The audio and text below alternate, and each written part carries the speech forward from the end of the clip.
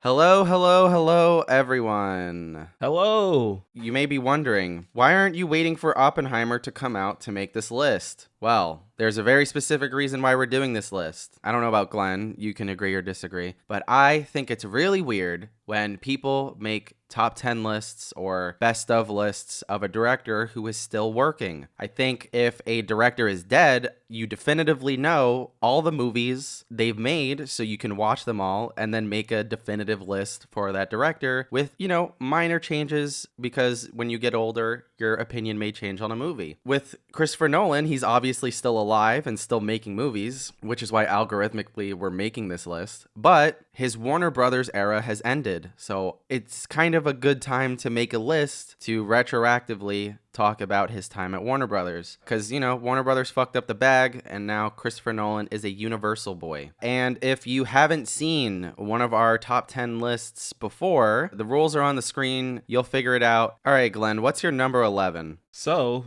my number 11, in my opinion, sorry guys, but it is Dunkirk. No. Oh, man. Okay, my number 11, the actual worst Christopher Nolan film is The Dark Knight Rises. Oh, Is that your number 10? No, that's...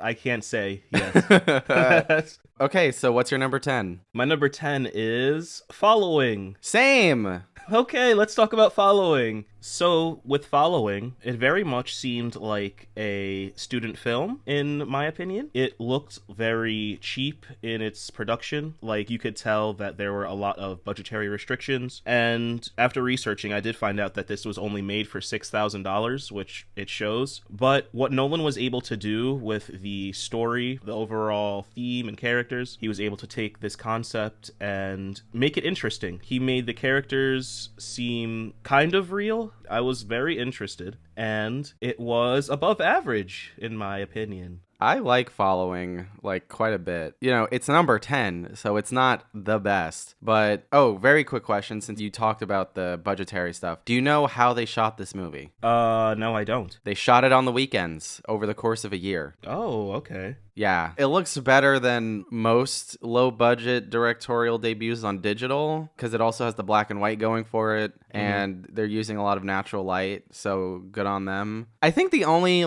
passable performance throughout is the antagonist. I think he gives the most in a movie performance. But we're not moving. Really? Oh, then I should check with the agent now. The lead, he's kind of weak. Visually, he fits the type, but I don't think he meets the moment in the more dramatic parts. How could you do this to me? And also, the woman is, not great. I'm calling her the woman because she doesn't have character. Is that a theme in Nolan films, you think, where, the woman is kind of an object? Yes. There are some cases where the women have some agency or some character, and I think, you know what? Once we get to those films, we can talk about it and be this is the one! And we'll get there, but for the most part, yeah. Following is a pretty good movie. I think it's more inventive than most debut feature films, and I would recommend seeing Following. It's a very quick watch. It's only an hour and 10 minutes, so there's not a whole lot, but I think the value of watching Following is the amount of Nolanisms that eventually make its way and evolve throughout his body of work. So if you're gonna do a Nolan marathon, start with this. Following is good. What did you give it out of 10? Oh, Following's a 7. I gave it a 6 out of 10. Number 9. For my number 9, I have The Dark Knight Rises. Wow, okay. Let's talk about it for a little, because we've definitely discussed it before. Yeah, I mean, what's there to say about The Dark Knight Rises? It's for teenage boys. That's my thing. Yeah. Would we say this is one with a woman with character? Because we kind of get the double-edged sword, right? We get Anne Hathaway, who has, her thing. She wants the clean slate. It wipes your record clean. Clean as a clean slate. Shut up about the clean slate, just go! Clean slate. She has a little twink as her girl toy, A twink. She does. Juno Temple's a twink in this movie. That's kind of her thing. She's just like chilling there, like It's there and it's not addressed fully. Yeah. Because at the end she's with Bruce. So what happened to the twink? no bi erasure here. Should have had him kiss Nolan or something. I don't know. Anyway, so we have that, and then we have Marion Cotillard, who in the beginning, like, oh, she's Talia al Ghul the whole time, right? We all knew this, right? Anyone with a brain and has any passing knowledge on Batman stories, and then they just completely just ruined Talia in this movie, low key. They show like the worst take that Of her she death? probably had, yeah. It's done. It just ruined it. Like, they seriously poorly mishandled Marion Cotillard in this movie. And it's no shocker that she hasn't worked with Nolan since. I mean, he usually works with an actor like twice and then fucks off. But he worked with Michael Caine like 5 or 6 times. And same with Christian Bale. So I don't know. Maybe it's just the women. Maybe it's just the women. Maybe it's just the women. Because he's worked with Tom Hardy 3 times. I don't know. I feel like it's a lesser story than Batman Begins and The Dark Knight. It's not his best, but it's not his worst. Why don't you think it's his worst? When we get into Dunkirk, I'll talk about that. The Robin shit is stupid. The action kind of sucks in this movie, except for the first Batman and Bane fight. The whole third act is garbage. And usually his third acts are like the thing. It's like what it's all leading up to. Batman in the fucking daytime? What are we doing? I came back to stop you. Did you see The Flash, by the way? Oh, yeah, you did see The Flash. I made a whole video about the Flash, yeah.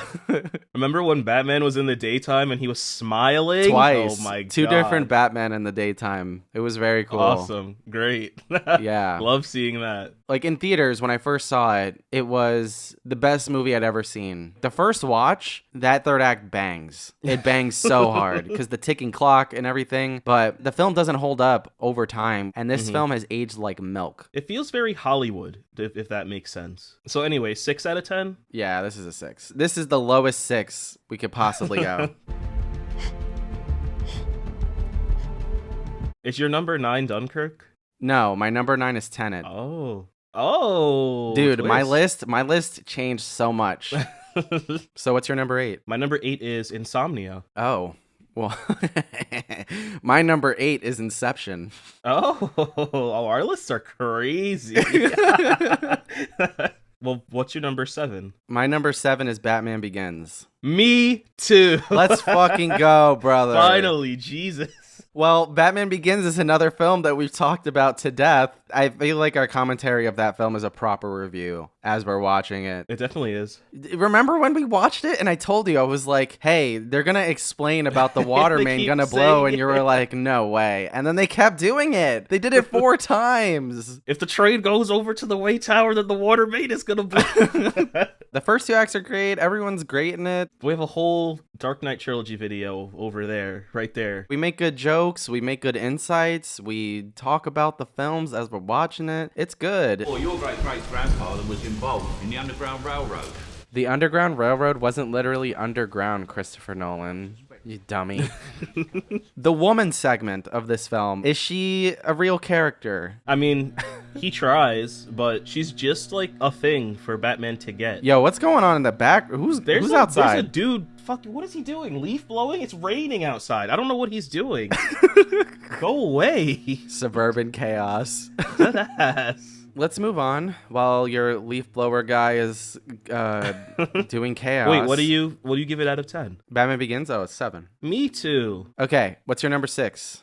Tenet. Oh, okay. Well, mine is Insomnia. Oh, so your Tenet was lower, right? Your Tenet was My 8. Tenet was number 9. So let's talk about Tenet, because that's Okay. my number 6. They're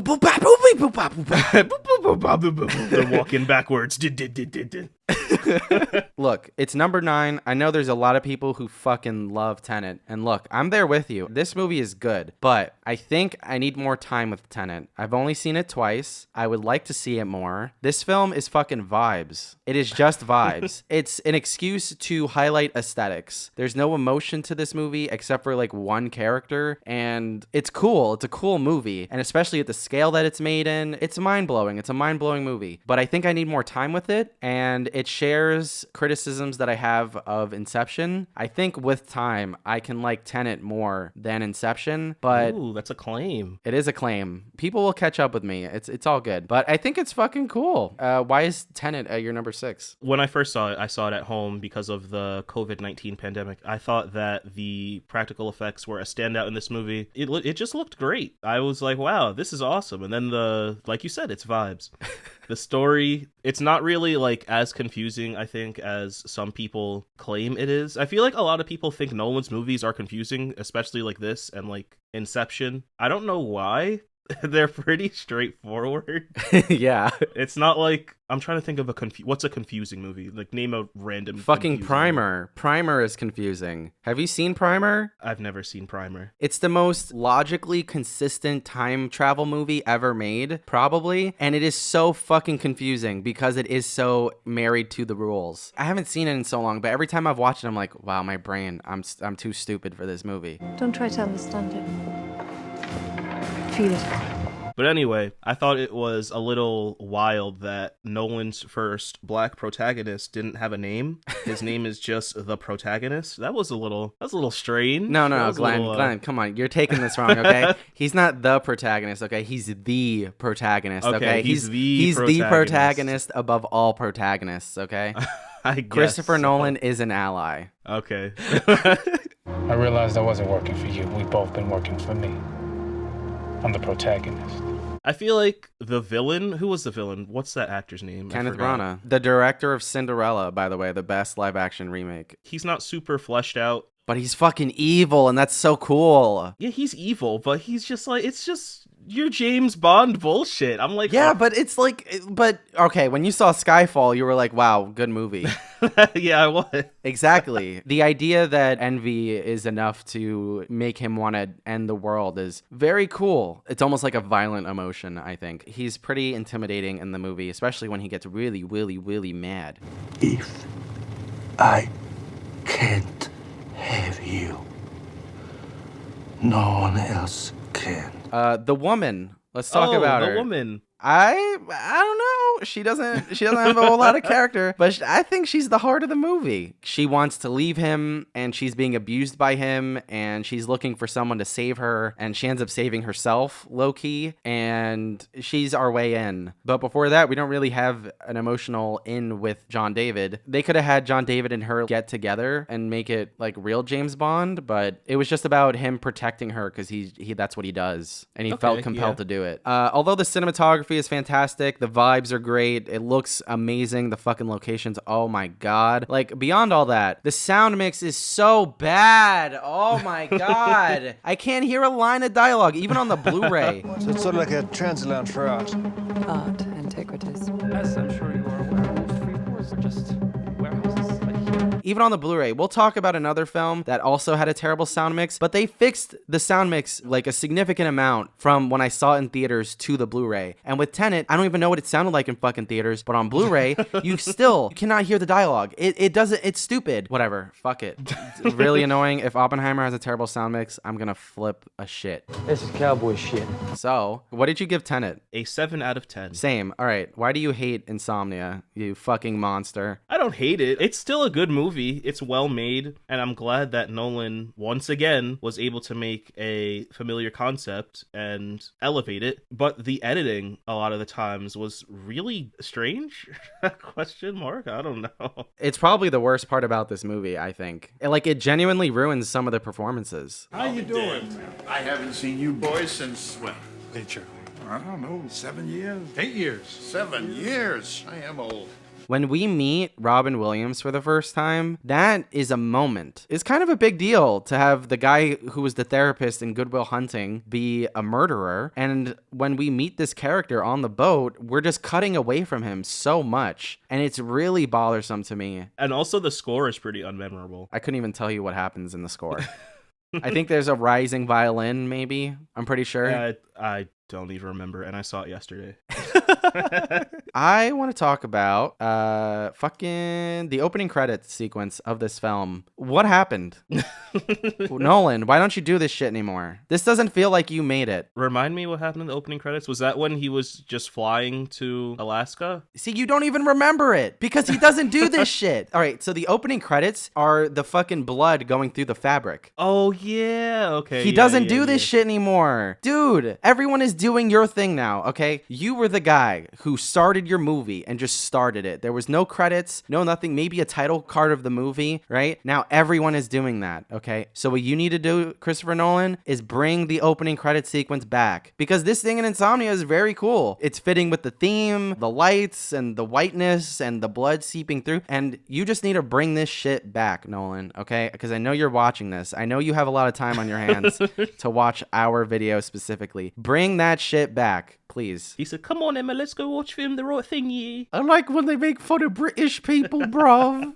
Have you seen the original Insomnia? No, I haven't, but I knew this was a remake. Yes. Wasn't that in like 97? Or like something 90... yeah, something like that. Something? Yeah. Yeah, and it stars Stellan Skarsgård. Okay. As the Al Pacino character. Mm-hmm. And that film, not nearly as good as this one. But speaking of actors, how do you feel about Al Pacino? Dunkachino. He did his best, I feel. I don't think he was like as memorable as he could have been. I don't think That's he crazy. was. I don't. You're think crazy. He was just fine. He wasn't like, oh, I'm the best guy ever. What are you saying?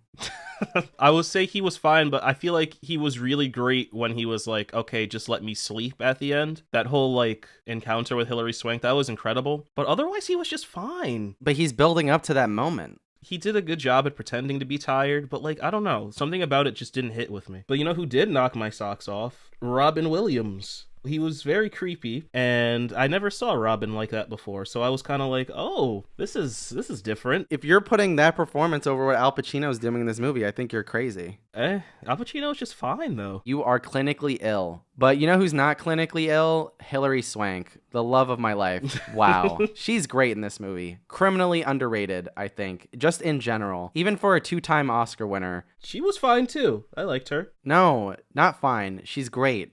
He kept it hidden in a heating vent, you know, in the skirting boards.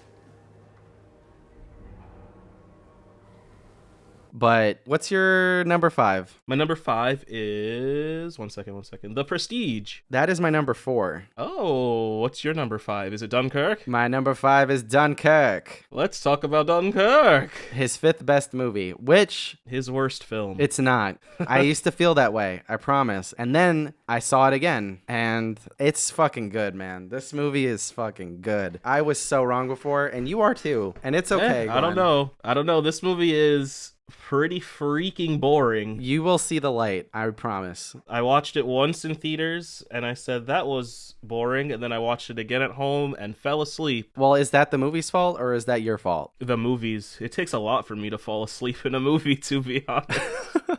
It's a film that benefits from seeing it more than once, not because you all of a sudden learn new information, but I think the more time you spend away from it, digesting it and seeing other shit, and then coming back to Dunkirk, it improves. And there are certain things that are undeniably annoying, like the sound mix, the same issue with Tenet. But this is the film that I was talking about earlier, that on the Blu-ray, they sort of fixed the sound mix a little bit so you can actually hear the dialogue, because when I saw this film in 70mm, holy fuck, the sound mix was awful. I did not hear one line of dialogue. Not one. Down here we're sitting ducks. Even fields, they'll come out of the sun. Drop the guy, clutch! The structure at first to me was really annoying with the 1 day, 1 week, 1 hour thing. That annoyed me too. But I now see that the structure is more emotional because all of the intense parts are usually happening in the film's context at the same time. Like the things that we've praised about his other movies so far, I think are elevated in this film, especially in that scene with the boat when it's sinking. Like that is a real looking boat. And when all that water is coming in and people are fucking drowning and they're trying to kind of get out of it as it's tipping over, and the orientation of how they're standing, it changes because they can't stand on the fucking platform because they're gonna fall. Like, it's cool. Also, the score is pretty good. There's like annoying moments where it's a little too repetitive, which I think is a gripe you had with it. But I think the highs of this score are fucking high. Like when all the boats come and they're like, "What do you see, sir?" And Kenneth Branagh says, "Home," and then the music crescendos. Oh, I've never felt more British in my life. Oh man. I also like the fact that you never see the Nazis in the film, but I think there needed to be violence, like visual violence, to make up for the lack of Nazis. But the plane fighting is fucking crazy. That is an achievement. I don't know how they shot that. It looks like the camera's actually up there and they're fucking flying on those little old planes. You need to come back to this. I think your opinion will change on this, and that is a video essay idea if I've ever heard one. Watch me watch the movie again and be like, it's worse. Just give it some time, and then it'll be your 5th favorite Nolan movie. I guess we'll see. I guess time will tell. Anyway, so The Prestige is your number 5 and it's my number 4, so we generally feel the same way about it. Oh yeah, really quick. My score for Insomnia was a 7. Mine was also a 7. Cool. And my score for Dunkirk is also a 7, and it could be an 8, but I don't think it's going to be a 9. My Dunkirk score is a 5. So, oh yeah, we didn't even talk about Insomnia, the woman, Hilary Swank. Oh, the woman. She is a character. She has a character arc. This is the first character for a woman in a Nolan film. Well, chronologically, yes. And in Dunkirk, what's so great about it is there's no women in it to drag it down. Not in a misogynistic way in my POV, but like Christopher Nolan historically not being the greatest. You're this far in the video, you know what we're talking about. He has not been that great about women characters in his movies. And in Dunkirk, there are no women. So like fucking, how can he fuck it up, you know? But in The Prestige, he's got 2 women in this movie, which is, that's a lot of women for, for a Christopher Nolan movie. So let's just talk about the women really quick. I think they're good, but I feel like in this movie with Hugh Jackman and Christian Bale, I feel like their rivalry is more fleshed out than, say, the way in which other characters in Nolan films are just rapidly chasing them. But they're still like the object of desire of each of the characters. Scarlett Johansson mostly, like she's like in the love triangle thing, but she has her own agency in the film because she realizes that Hugh Jackman's just using her. And then she realizes, I think, that Christian Bale is just using her too. And then Rebecca Hall, she's just great, you know? So what? She kills herself because her husband doesn't love her anymore. Her performance is fantastic. Who cares? I can't even criticize it. I just think she's fantastic. I love watching her on screen. She has nothing to do in this movie besides kill herself, but it's set up well, so fuck it. I love you. Not today. What? Well, some days it's not true, and today you don't mean it. What happened at the end? Was this the one with the clones? Yes. Yeah, okay. Is that a cop-out? Is building up to that kind of a cop-out? Are people reevaluating this movie in a shitty way? Is that what's happening? I think that's the discourse around this movie nowadays. Okay, I don't want to hear it because people are fucking dumb. This is why I deleted Twitter. I don't want to hear it. I don't care. Hugh Jackman and Christian Bale's characters are obsessed with their profession to the point where it destroys their lives. The loss that Christian Bale has is the loss of his family in its totality, right? The twins are emotionally together. He has his wife who he loses. He has his daughter who he loses custody of. And he has the most to lose outside of himself. And all Hugh Jackman has is himself. He's a very singular character. He doesn't have emotional connections to anybody because he lost it in the beginning of the film. So he doesn't have anything else, right? So the only person that he could lose is himself. And so emotionally, to visually show that, he has to have other versions of himself when doubles are a fucking theme in the movie. Emotionally and visually, it makes sense. If you think that they jumped the shark, I think you're high. He's all right. He's fine. Look at him.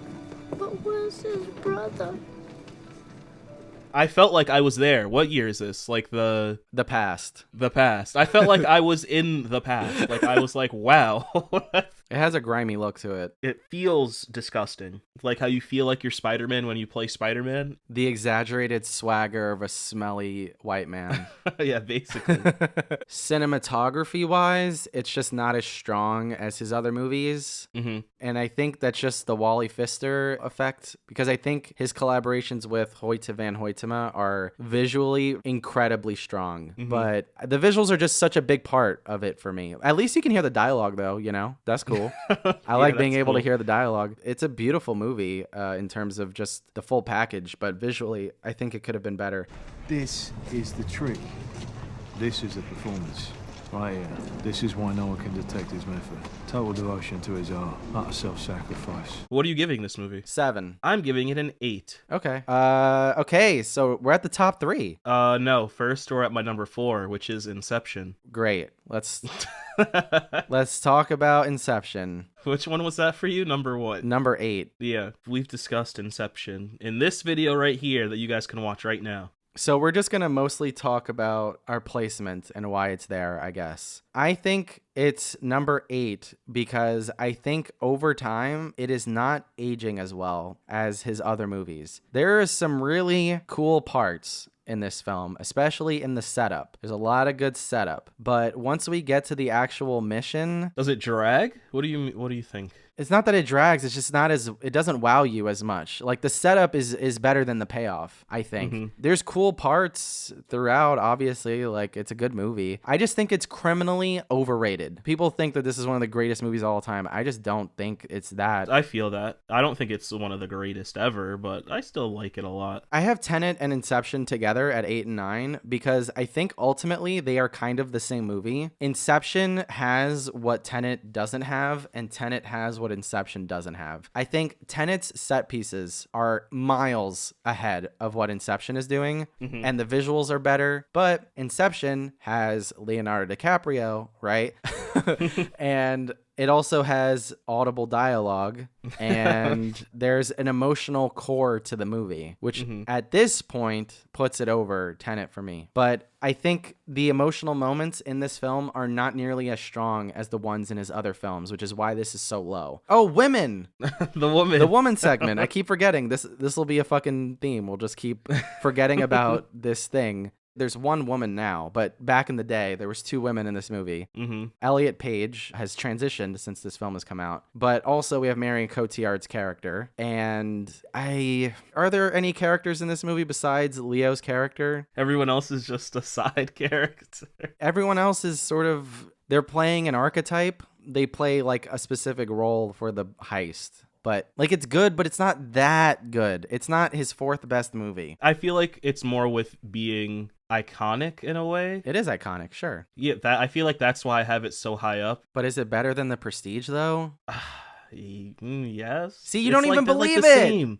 They're like the same. No, they're not. Like for me, they're interchangeable because I feel like I would rather... No, I can't even say that. I was going to say I'd rather watch Inception than The Prestige. They're like the same. So you're at a 7? Yeah, I'm at a low 7. I'm at a mid 8. I feel like mid 8 for this and The Prestige for me. Fine. But hey, our top 3s are similar. It's the same top 3, but they're not in the same order. Basically. I don't know. I think our 3 might be the same. Our 3 is definitely the same. You want to say it at the same time? Yeah. 3, 2, 1. Memento. Yeah, we did it. Yeah. Hell yeah, brother. Look, I've been giving every Christopher Nolan movie from 10 to 4 a 7, okay? And this is your first not a 7, right? Yes. I've been giving all of them varying degrees of 7. This is the spectrum of 7 out of 10 for me, okay? But Memento is a 9. Oh, we gave it a 9? This movie is so fucking good. It's crazy how good this movie is. This top 3 for Nolan for me is the creme de la creme. He puts his whole Nolussy into this. His whole Nolussy. Yeah, the Christopher Nolussy really popped off here.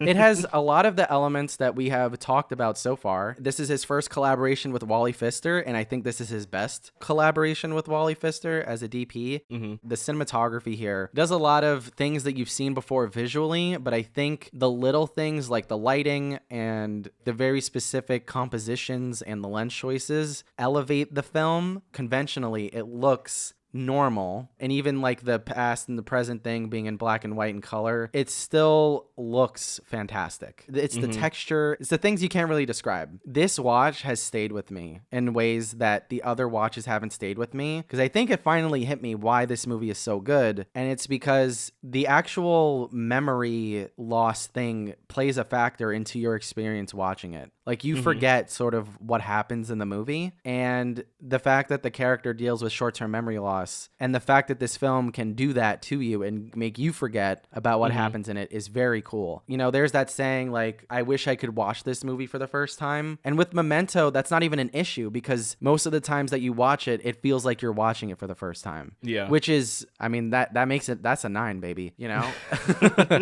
I think the only like real flaw is sort of just continuity, the makeup continuity, like with the tattoos. The handwriting and on the tattoos are not consistent throughout the film. Just something I noticed. I didn't notice that before, but I will now when you put it in the video. What was your first experience like? When I first saw this movie, I had to be 12, I think. Wait, you watched this when you were 12? I had to have, because I was first starting to like pick up who Christopher Nolan is. It was kind of surreal for me, because I was watching the sequences play backwards, and I was like, there's no way I've ever seen something like this before. I still haven't, to be honest, even though a lot of movies try to imitate it. Have you seen Irreversible? No, I haven't. Okay, so that movie does a similar thing that Memento does, but the entirety of Irreversible is in reverse order, but it's also a horror movie. That movie gave me nightmares for 2 weeks. Ooh, really? Yes, and you know me. I've seen shit. I don't get squeamish. But I also think Guy Pearce is fantastic. So is Carrie-Anne Moss. She's a woman. She doesn't have a whole lot to do. She doesn't, but when she's on screen, she goes off. Yeah, it's true. But also, it's not because of his shortcoming why she doesn't have a whole lot to do. And we're seeing it through his POV. So it's singularly focused on this guy and how he experiences the world. I need to give this movie a rewatch. I need to show my lady it, and hopefully she doesn't fall asleep. Fun fact, when I tried to get her to watch Batman Begins a couple weeks ago, she started falling asleep. I was like, awesome, great. Did you guys kiss before? Yeah, we did. She was tired. She was tired. Whenever you're hanging out with someone and the plan is to watch a movie at any point, everyone, movie first. I'm telling you. It is the way to go. And then eat. Yes. I want to end our Memento talk because we're not getting too in-depth on Memento here, but I do want to end with the opening credits because I said for the Insomnia part that he doesn't really do this anymore. I completely forgot. One of the best parts about this movie is the opening credit sequence. That is an insanely amazing way to start a movie. It brings up so many questions visually. It's fucking cool watching everything happen in reverse. The metaphor of the photograph undeveloping over time is a really obvious, just I don't even have to explain that metaphor for the memory loss thing. Nolan, bring back the opening credit sequence. Please do it. It is a thing that we are sorely missing in movies, and people are not weaponizing the opening credit sequence in feature films enough. Again, Memento, 9 out of 10. Yes. Did I? Yes, you give it a 9 now? Is that what's happening? I'm going to say 9. I'll say 9. Yes, I'm at a 9. let's go. Yes. I was at an 8. I need to rewatch it. And once I feel like I'm going to try to rewatch it this week, see what happens. This guy gave it a 9 in between watches. That's crazy. That's the power of film the right thing. That's right. All right, we're down to the final 2. So we're just gonna, we might as well just say them both, right? Because if it's not one, it's the other. Yeah. Okay, so my number 2 is my number 1. Yeah. All right, number 2 is The Dark Knight, and your number 2 is Interstellar, and my number 1 is Interstellar, and your number 1 is The Dark Knight. Yes, sir. Can I say my score for both of them? They're both 10s, right? Yeah, they're both 10s. I'm a sucker, I guess. I don't know. Let's just mention The Dark Knight. We always talk about The Dark Knight, so let's just get it over with real quick. All right, so things that are great about The Dark Knight. All the acting. Yes. Love the Batman voice. Love Christian Bale as Bruce Wayne and as Batman. There's nothing else that needs to be said about Heath Ledger ever again. That performance is impenetrable. Aaron Eckhart is the heart and soul of the film. His fall from grace is the whole point of the movie. And if you think the Two-Face shit is tacked on at the end, you're a moron and you don't even know why you like The Dark Knight. I'm sorry.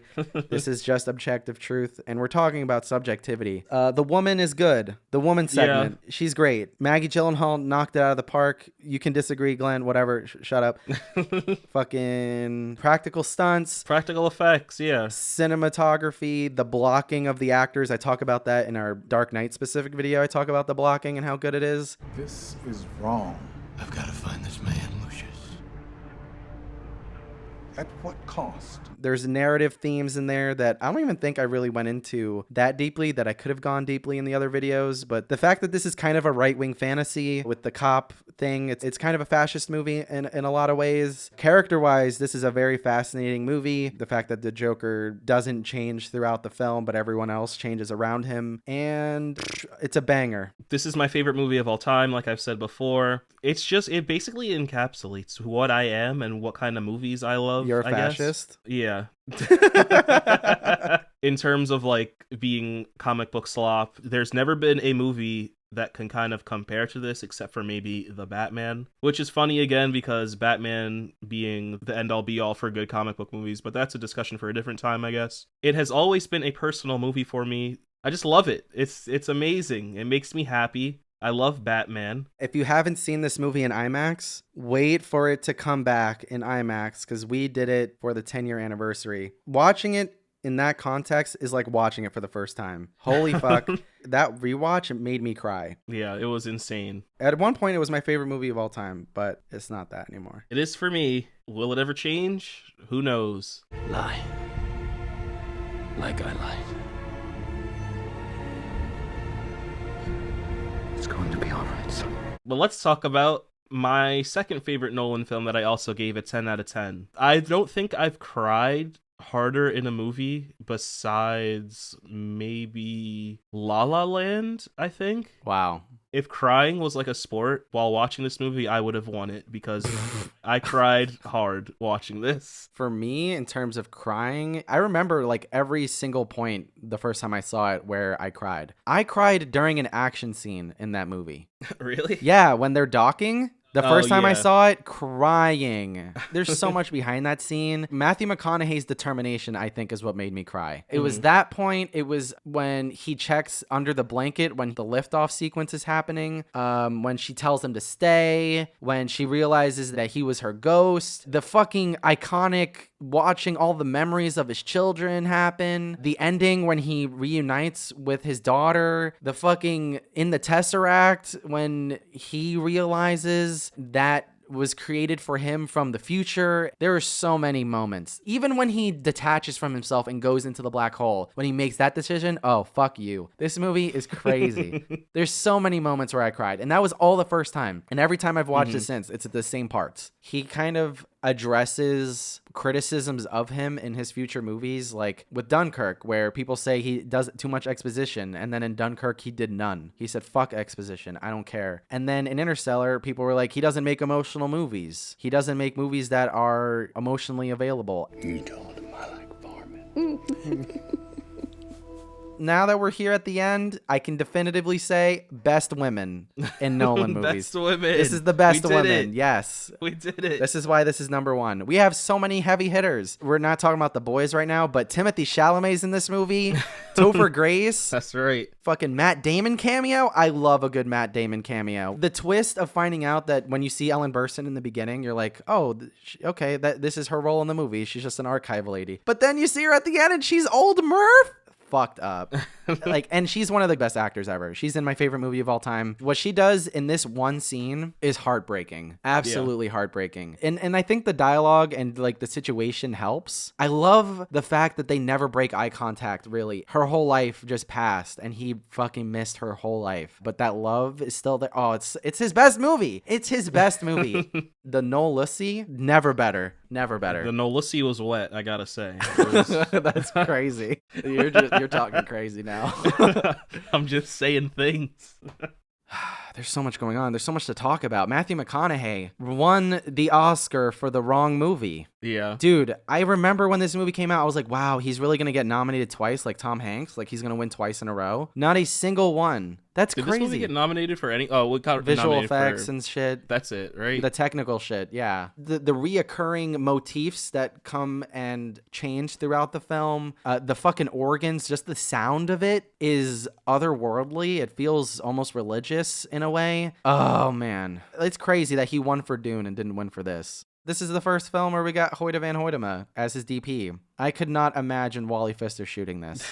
This would have been worse, I think, if Wally Pfister shot this movie. I'm not even kidding. It probably would have, to be honest. I love the way that the sun hits their faces in space. I love the lack of highlights when they're on Earth as well. Like everything is sort of evenly lit and the shadows are allowed to be shadows. Also, I own a film cell of this film. Oh yeah, I forgot about that. I think it's absolutely wild that Christopher Nolan planted this giant ass cornfield just for this movie. And I feel like if more directors did things like that to make your movie feel more realistic, movies could be better. Like they don't have to be these CGI hellscape, The Flash versus fucking another Flash backgrounds. Like we could have movies that even if they are not very great story-wise, they could still look great. And Nolan just keeps proving time and time again that practicality is always going to be better than computer-generated stuff. And I love him for that. He blends the CG and the computer stuff really well. Really well. I think we can end our conversation on Interstellar with the things that people do not like about it. What is that specifically? Because I don't know. Just like fucking The Prestige, that this movie jumps the shark at the end. The ghost thing? The black hole, the ghost, the idea of love transcending time. It's literally the whole point of the movie. You got the Neil deGrasse Tysons of the world being like,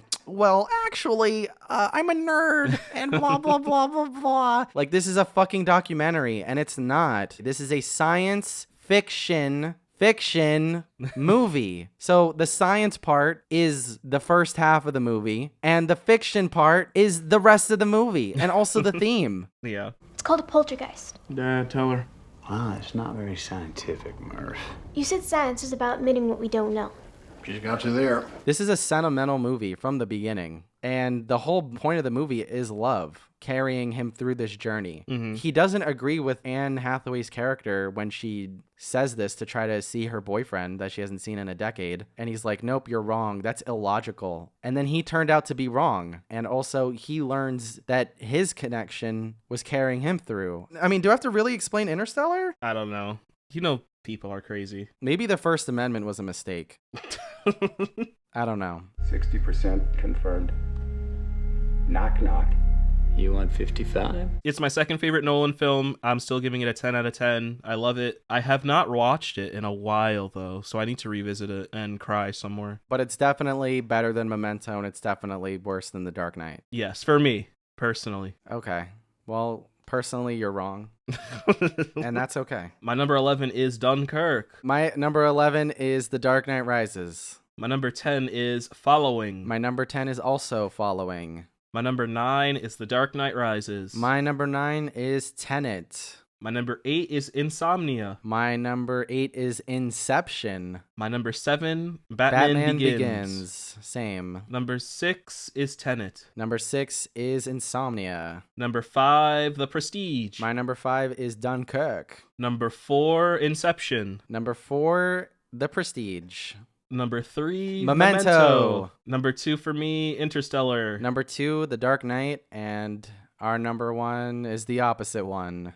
That's right. As far as Oppenheimer goes, I don't know. And we won't know even after the first time we see it. We'll probably have a rough idea of where this lands in his filmography after watching it, just based on our feelings. But also, at the same time will pass, and our opinion on Oppenheimer will change, probably, in one way or another. So if you see someone make a list with Oppenheimer in it, they're capping. Okay, they are lying to you. Once the Universal era of Nolan ends, we can talk about it, or if he untimely passes away or something changes about his films. Knock on wood. Yeah, knock on wood. We'll have a reason to make an updated list. But until then, this is the list. If you enjoyed this video, hit the like button. If you agree or disagree or you're a fucking moron, Tell us in the comments. Subscribe if you haven't already. Share with your friends. Do all the things. Be sure to keep an eye out. We love you. Love you too. Bye-bye. Bye.